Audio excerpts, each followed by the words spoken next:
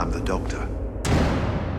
I've lived for over 2,000 years, and not all of them were good. I've made many mistakes, and it's about time that I did something about that. Then what are you waiting for? Let's go.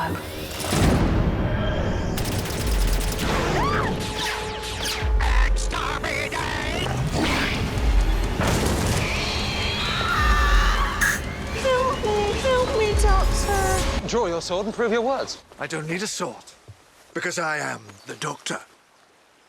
And this is my spoon. I will do something amazing. The bone rush! Doctor! It's working!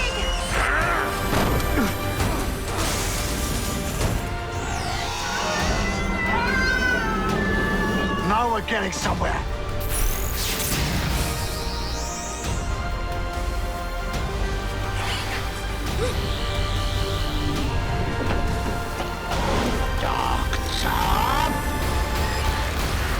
Who are you? I am the man that stops the monsters. All of time and all of space, sitting out there. Let's see what we're made of. You and I.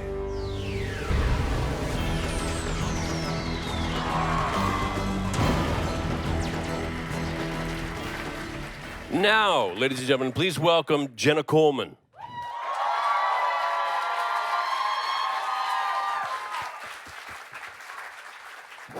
Morning. Good morning. Thank you for coming. Stephen Moffat.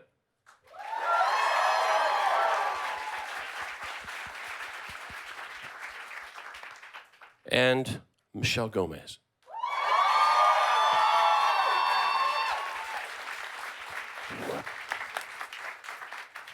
You guys, thank you very much for coming. As I said, 16 surgeries. You guys filled this room very, very quickly, I might add. We're going to go straight to questions. I'm not going to waste any time, but I'm told that the first question is from... do we have the first question?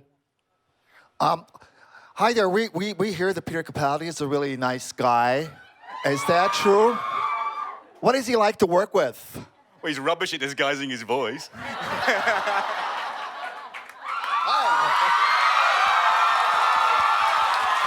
Hello. I'll get my own. Can we get, here we go. We have a chair for you, Peter.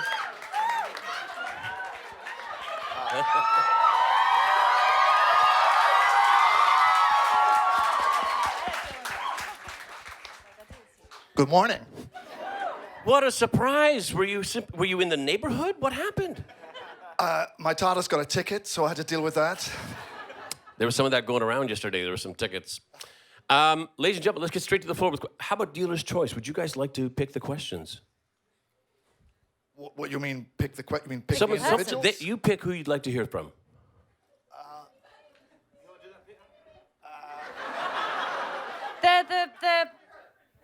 This lady. Oh, Clara from Orient Express. Hello. Oh, that's me. I want to say hi to all you guys. Jenna, it's nice to see you since Indiana. Thank you. So I have a silly question. It's for all of you. I don't know if you've seen the show Lip Sync Battle, where all these celebrities come on and they put on this huge production of all these songs that they lip sync to, but they're not actually singing to. If you guys were to lip sync to any song and put on the whole like rock star production, what would it be? As a band? No, like or individually? Individually. Dream Boys. You know, I have to be honest, I don't understand the question. What do we have to do if you could be a part of a stage production of a song, but you don't have to sing, you just have to move your lips to the song whilst it plays. Would it be, hey, Missy, you're so fine? Hey, Missy? Missy is the English version of Hey Mickey, that's right. You mean that we could all do together? Is that Sure, cast that one. What's a 3-piece band? Or 4-piece? Do you want to be in the band? The Beatles? I think I'm invited, but I'm not a very good singer. I don't know. We're really, really not zinging you with this Totally one, stumped us. we actually I'm going to sing the Missy one as well, because I don't know any other songs. Another Girl, Another Planet? That one? Good call. Yeah. Come on, Jenna. Do I have Jenna, to sing do you it? Do I have to sing it? No. Maybe later. Jenna, do you have one? Not really. Although we do often pretend we're on stars in. Do you have stars in your eyes over here? Anyone remember stars in your eyes? I don't think. Oh, anyway, it's a similar show in the UK, and we often pretend that we are entering the TARDIS as stars in your eyes. Google it. Oh, wait. enough of this playful banter. Pick another question. Who's got another one? Gentleman with the beard. Well, there's lots of those, but... Good morning. Morning. My question is about the BBC. With the explosion of popularity of Doctor Who since it came back in the air, I was wondering how has that affected how BBC treats the show? If you get more notes, less notes, more money, any extra help, or are there more cooks in the stirring the pot, so to speak, or are there less and they're just kind of hands off and letting you do your own? Oh, it's hardly affected the catering at all. The BBC, it has to be said, is incredibly supportive of Doctor Who, and always have been since it came back. Maybe not back in the day, but the BBC is passionately supportive of Doctor Who. We couldn't really ask for more support than we get. I could ask for more money, but then we don't really have any in Britain. We lost it all of it. We just lost the money, so we just been pretending for a while. The BBC is also, as you probably know, or maybe you don't know, under considerable threat at the moment, and which is a tragedy for all broadcasting everywhere, because it is the most amazing broadcaster there has ever been, and everything in the world will be slightly less good if it is damaged, and they're having to make cutbacks because of, well, the government and their shit.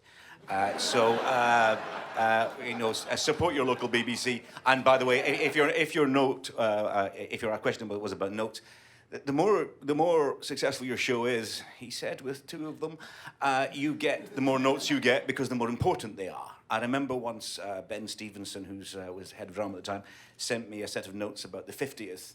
And he always numbers his notes just in case you're not getting the point. And there were, amusingly enough, 50 notes. Wasn't that great? 48 of which were really good, which was depressing. The BBC is wonderful for Doctor Who and wonderful the whole world of entertainment and broadcasting in general. Here, here.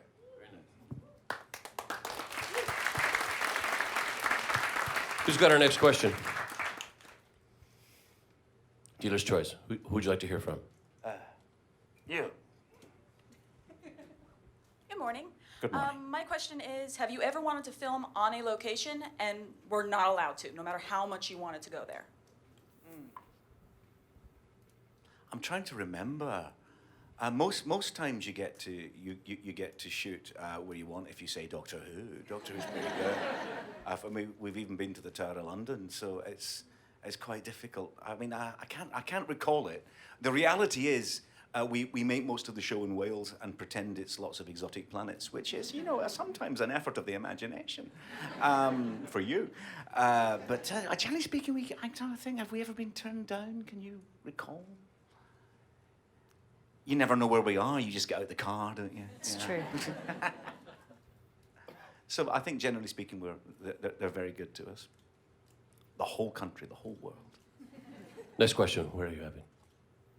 Somewhere at the back. Let's get this. What are you holding in your hand?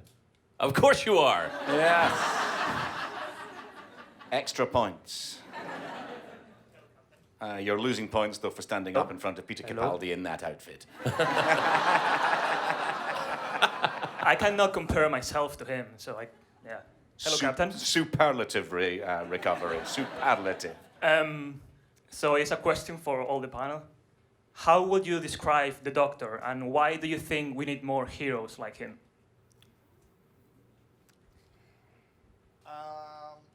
I think he's for an alien, I think he's pretty human.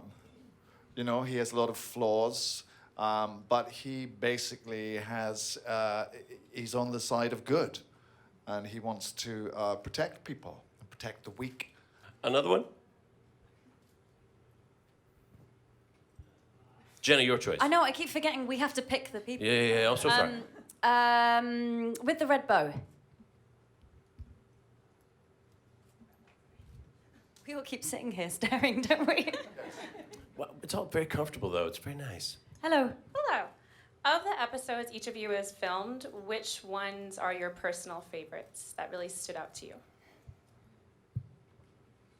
Well, that's really difficult to say. I mean, I have to say I've just been really excited to do every episode that I've been in, because I still look around and I'm amazed that I'm Doctor Who, and that I'm on the TARDIS, and there are Daleks and Zygons and all these creatures around. But every single episode has something very particular and individual to it that always makes it exciting. I mean, I loved going into the Dalek. I loved meeting the Master. In his new form. I loved Listen.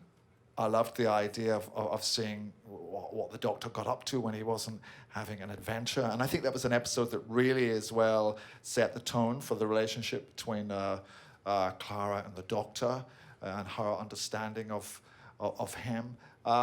There's so many wonderful episodes. I don't like to pick on one.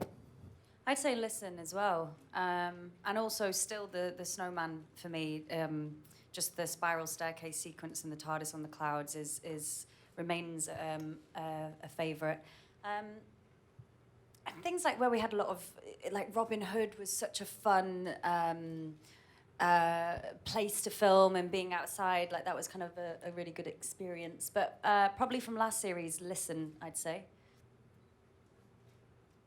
Oh God, I just feel traitorous if I say anything. Ones that I thought that worked particularly well were Vincent and the Doctor. I adored that one. I liked, what else did I like? I mean, I hated writing it more than writing itself, but Day of the Doctor obviously worked out. I loved Listen as well, actually. I thought that was great. I also loved Robin Hood. I adored watching that episode. I just kept, when I was watching it the first time, I kept just rewinding it and watching bits again. I thought it was so much fun.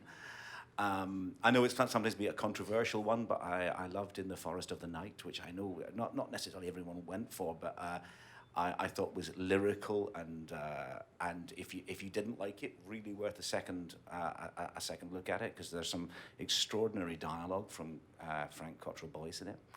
So there are loads of them, but again, I'm stuck with the fact that whatever we're doing at the time, I think is the best one ever. That's why I honestly believe every time we go to the read through, I think, well, that's it, we've cracked it this time. So I mean, and we're shooting one at the moment. I think this must be the best one ever, and I'm writing one, or I've just finished writing one, which I'm hoping will be the best one ever. So I'm always just hoping it'll be the next one. Which of your vast range of episodes have you preferred? Well, not to sound like too much of a narcissist, but probably the ones that I'm in. I know that makes me sound like a bit of a twat, but because I am, but only because I still can't, believe that I'm in it. And the very first day that I stepped on set and met these guys, and my heart was racing so much and I could hardly speak, and then I had to do all that Missy stuff, and then kiss/suck the Doctor's nose, so but the same goes for the same goes as what these guys said. I grew up with this show, and I'm a massive fan of the show, and it's there's just something in every single episode that makes it really touching and heartwarming and sad and funny and dangerous, and just that every single episode is just encapsulated one big adventure, and it's a joy, and I'm still terribly grateful. Please keep me.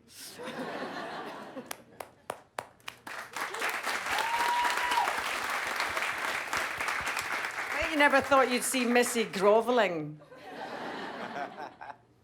Who'd like to pick the next question? The person with the horns. Horn person.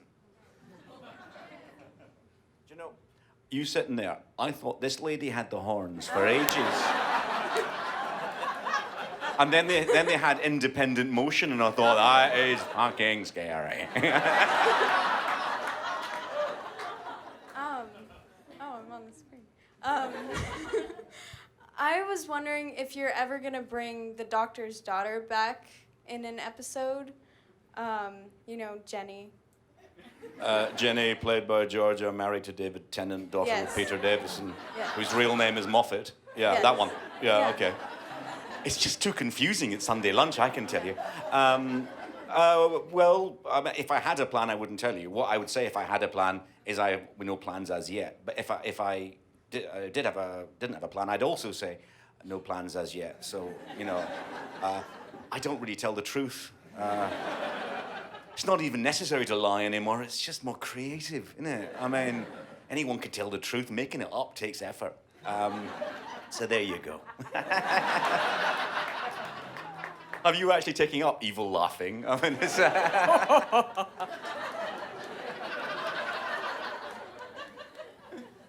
Next question. Gentleman here? Yeah.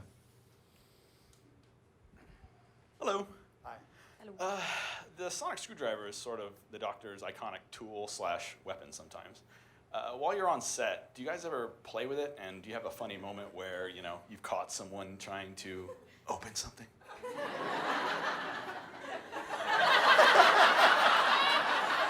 I want to know too. Did you ever forget and take it home? Ooh. Well, it's a prop. It doesn't do that stuff. I'm sorry to disappoint you. I've got to have a word with you about Daleks as well. But it's a very handsome-looking prop, much heavier than the toy ones, and with very rough metal edges that, if you're not careful, would slice your thumb open. And also it rips up the inside of your inside pocket. So it's not a prop that people throw around or have fun with. It has to be taken great care of. And also, my very first day with the sonic screwdriver, I actually was really looking forward to the moment when you get to go like that. And I went, obviously not with the noise, but did that. It took a while to stop him making the noise. Yeah. But I did that, and the end came flying off. And some bumbling props guy had to come along and moaned at me and said, "No, I've got to go and find it." And he had to go in the bushes. Somehow this has turned into a health and safety work complaint. So basically, my first day with the sonic screwdriver, I was then told not to go like that with it. So so I have to tell guests who come on the set, please handle with care. It did fall right down your jacket as well, didn't it? Did you get a hole in your jacket? Yes, it cut. And then- It sort of created a hole in my jacket, and be a lot of- it fell in the lining. So suddenly, a monster would be coming in and go. "Huh."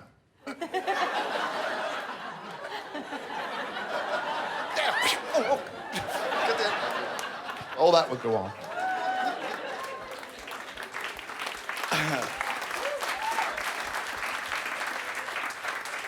But we didn't use those bits. On that subject, I remember they first brought the toy version to the set, and I was looking at it saying, this is brilliant. This is a toy version that can do all the different things as opposed to the 3 different screwdrivers we have. And I said, how come we can't make a screwdriver like the toy? And the art department looked at me and said, we don't have their budget. That's why. So when you buy a toy one, understand you've got a better one than Doctor Who. And it makes the noise. This hand at the back here. You're right there with the glasses. Yeah, that's you. Yeah. My question is for Michelle, actually. You're playing one of the most ever-enduring characters of Doctor Who. What do you want to maintain from previous incarnations, and what do you want to bring to the new character? A kind of fresh wickedness, to try and make evil seem like a good idea. And also to try and not just be, like the pantomime villain, to try and be as rounded as a person as I could make her as a character could be, because I have actually made quite a career in playing 2-dimensional characters, and I'm not known for my subtlety, and it's got something to do with this jawline and this, which is quite masculine, and people call me, a handsome beauty. And so I was bringing my handsome beauty to this and attempting to fill the shoes of many masters that have gone before and done it brilliantly. But I really wanted to, and I think obviously it's in the script, and you know, they're wonderful scripts, but what she says at the end of series 8 is that, you know, I miss my friend. And it's like a friendship that's got, like the greatest friendship in the universe that's just gone wrong.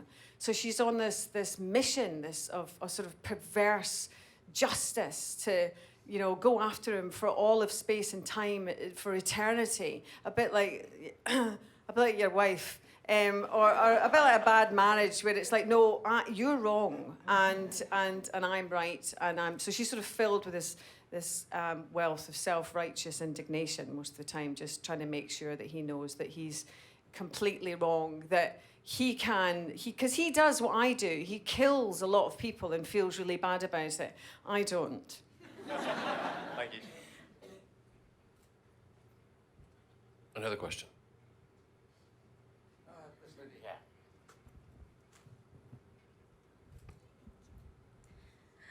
There's a lot of literary themes in different episodes, and I'm wondering if each of you could tell us what your favorite fairy tale is. I enjoy Rumpelstiltskin. Because in the original version of Rumpelstiltskin, or the original version I read, which was the Grimm's Fairy Tale 1, when they eventually found Rumpelstiltskin, he was so furious that he'd been discovered that he stamped his foot on the ground with so much power that his foot went into the ground right up to his waist. And his fury was so great that he grabbed his other leg and tore himself asunder. I was a lovely kid, as you can imagine. That was a Scottish bedtime story. Are you sure that's the original, or did your parents just hate you?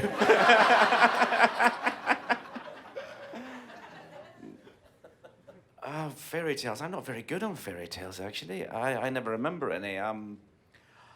The book, the story that I most often, and you'll see this in everything I've ever written, if you know this book, it's not a fairy tale, called Tom's Midnight Garden. I found intolerably moving and fascinating when I was a kid, and I still do. I love that book, and I've been remaking it ever since. Philippa Pierce should sue me. No, it's not a fairy tale. Sorry, I can't really think of any fairy tales, and I'm too disturbed by what Peter said. How does he think Goldilocks ends? Torn asunder by 3 bears. I think it does, actually. I would love to hear your bedtime stories. And then Snow White imploded. I'm going to do an album. Jenna, fairy tale. I just needed to leave a little break after that one. Because I thought I can't follow that up with The Little Mermaid. Mind you, she does die in the original, doesn't she? Yeah. Yeah, especially in Peter's. dark. In Peter's, And yet it's it gets Christine eaten. Anderson. But Yeah, I always wanted to be a mermaid. And still do. Tropical waters or cold? Tropical. Man, right? Oh, I don't know. I'm sort of weird. I'm not very good with fairy tales for obvious reasons. I'm more a fan of grim tales, where there's trolls and stuff under bridges, and you're trying to cross the bridge, and the trolls come out and. Sounds like a nightmare. And the trolls come out and they try to, you know, stop you getting across the bridge. A bit like when the frog jumps upon the... Somebody just jump in any time. A bit like when the frog jumps upon the scorpion, and the scorpion's going... This isn't a fairy tale. And the scorpion's going across the river, and the scorpion says, "Why don't you jump on my back? I'll bring you across the river." And the frog says, "No, because you'll stop me anytime. No, because you're gonna hurt me. You're gonna no. So anyway, this silly old frog, a bit like the Doctor, jumps upon the scorpion's back, and I don't know if scorpions can swim, but they're swimming across the river, and then the scorpion bites the frog, and the frog says, "Why'd you do that?" And the scorpion says, "'Cause I'm a scorpion."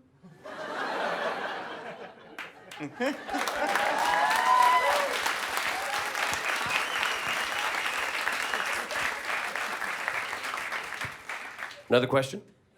Well, that's quite like the Master, actually, because Yes, because in the version I heard, the Scorpion says, "It's my nature." Oh. What do you mean, oh? Rewrites. The end. Eat this, the severed leg of Rumpelstiltskin. Eat it. Oh, so we're choosing somebody? We're choosing This lady here with the arm, yeah. Well, thank you for narrowing it down, Peter. Hi. Now that we've seen the Master regenerated as a woman, can we hope to see a lady doctor in the future? No one's ever asked that before. Literally, we're not prepped for this answer because it's never come up. As I said on the panel, I think my answer is very clear in the show. Very, very clear in the show, and that's the only place it matters. Nothing good will ever befall Doctor Who unless you always cast the best person for the role at the time, whoever he or she is. That's it. But it's very clear what I think as far as the mythology is concerned. You can see it. It's on the show. It's potentially even on this panel. All right? Thank you, but the big reveal is that this year's is that I am actually a man. It was a surprise to me, certainly. I thought we tried.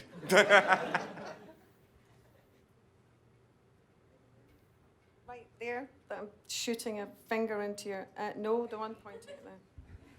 Hi. In your everyday lives, what movies do you quote from the most? Good question. The Princess Bride. Is that true? My name is Inigo Montoya. You killed my father. Prepare to die.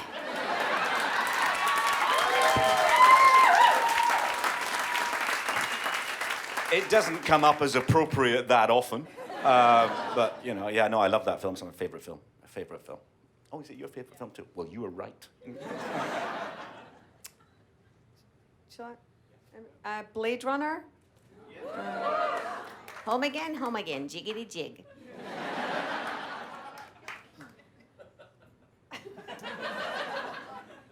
Peter? I quote a lot from a film at which I was very. I had a very tiny part in, which is not why I quote from it.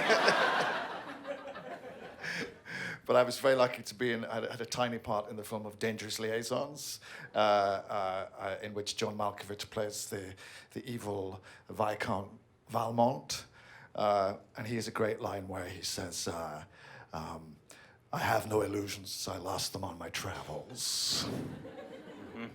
You can see what kind of a cheerful guy I am.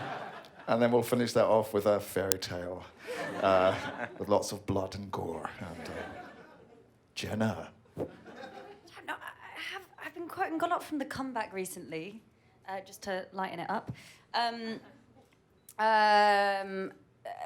Just cringe-inducing statements on set to take the piss of things like, am I being heard? Or hello. Can I add Mark Gatiss, because I like it, I think it's My Own Private Idaho. Mark Gatiss, whenever he and I are taking ourselves off somewhere having fun, he says, and spending too much or whatever we're doing, he always says, whatever it takes to make my day a little bit better. Which I think is quite good. Very nice. Another question? I keep quoting from Midnight Run at the moment. Only in America. Oh. Here we go there. In the half front. cream. Hi, I just want to ask Peter, you've got a little bit of experience in directing, just a little bit with the Oscar and stuff. I really love getting on as a nurse in the NHS. Thank you so much for that. I think everybody in management should be made to watch that show. It would save them millions. It's almost as realistic as Green Wing. But what I wanted to ask is, as a director, have you any desire to direct an episode of Doctor Who? Would Stephen let you? I don't know whether he'd let me or not, but I don't really. I absolutely love playing the Doctor, and I also see the task that the directors on Doctor Who have is such a challenging, an immense one. You know, the reason Doctor Who looks the way it is. The reason that it's so good is because of the extra effort that all of the people who work on the show put in.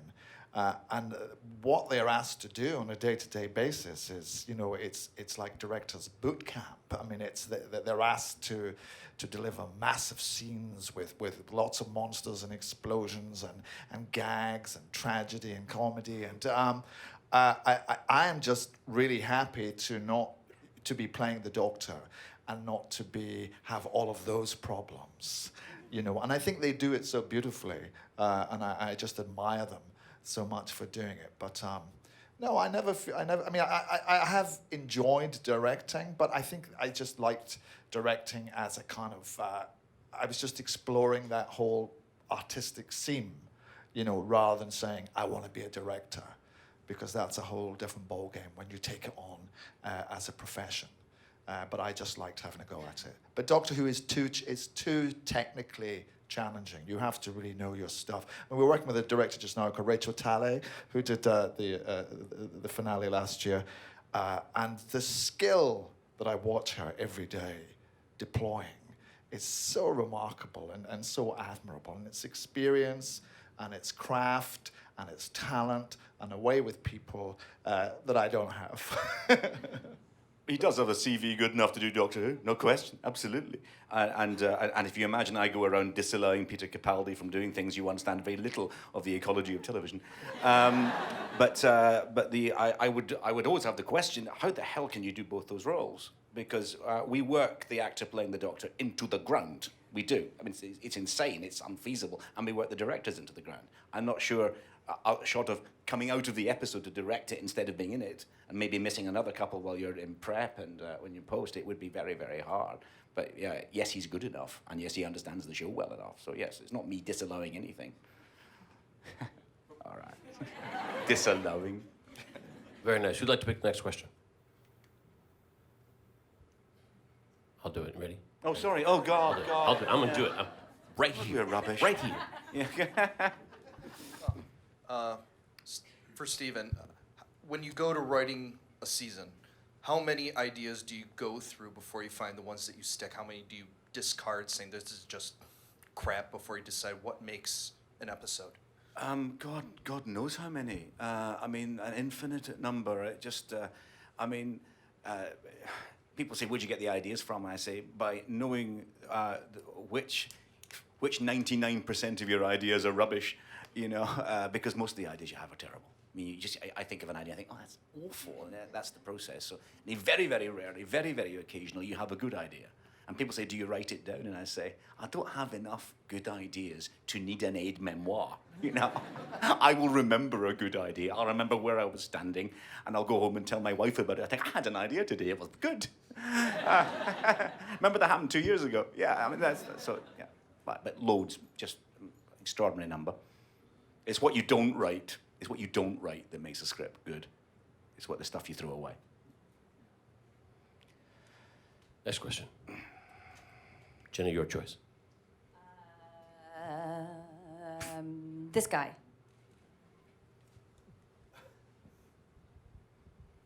Hi. So the Doctor and the companion always seem to leave a lasting impression on each other. I'm curious to know what you think Clara's impression will be on the current Doctor. I don't really think that's for me to answer. I suppose she's been around a long time. she's been through a lot of different Doctors' incarnations. Yeah. I think she has taught him to know himself and to understand. To try and understand human beings in a more generous way. I think she brings him an understanding of love and compassion, of the depth of the human soul, and in the form of Jenna. She's brought me immense comfort and happiness, and made my first season as Doctor Who unforgettable as an acting experience, because she's such a class act. She's a star and an incredible person. Yeah, she's fabulous. Aw. I didn't cue that. You guys, again, thank you so much for being here. We're out of time, I'm afraid. But thank you very much, you guys. Wonderful Doctor Who.